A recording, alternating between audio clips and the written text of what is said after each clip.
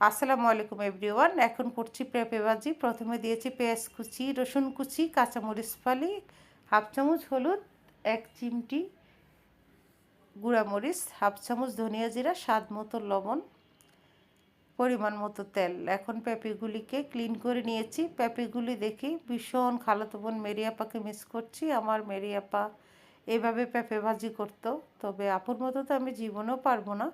যখন চিটাং যেতাম ছোটোবেলায়, তখন আপুর হাতের পেঁপে ভাজি দিয়ে সকালে ব্রেকফাস্টে রুটি খুব এনজয় করে খেতাম। আজ আপুর কথা ভীষণ মনে পড়ছিল, তাই আমার পেঁপে ভাজি খেতে ইচ্ছে করছিল। তবে পেঁপেগুলি আমি কাটি নাই, আমি কাটলে ভাজির পেঁপে এমন হতো না। এটা আমার বড় মেয়ে কেটেছে। আপু আরও পাতলা পাতলা করে স্লাইস করে আরও চিকন চিকন করে কাটে, এরকম চওড়া করে কাটে না। আমার মেয়ে কাটছে অনেকটা, এটা মুগ ডাল দিয়ে পেঁপে রান্না করে যে ওরকম সাইজের হয়ে গিয়েছে। ও বুঝে নেয় ছোটো মানুষ। যাই হোক, হাতে সময় খুবই কম। পেঁপেগুলি দিয়ে দিয়েছি। এখন হাতল দিয়ে উল্টে পাল্টে দিচ্ছি। নামাজের টাইম হয়ে গিয়েছে, সেই জন্য পেঁপেটা একদম কমপ্লিট হওয়া পর্যন্ত দেখানো সম্ভব হলো না। আল্লাহ হাফেজ।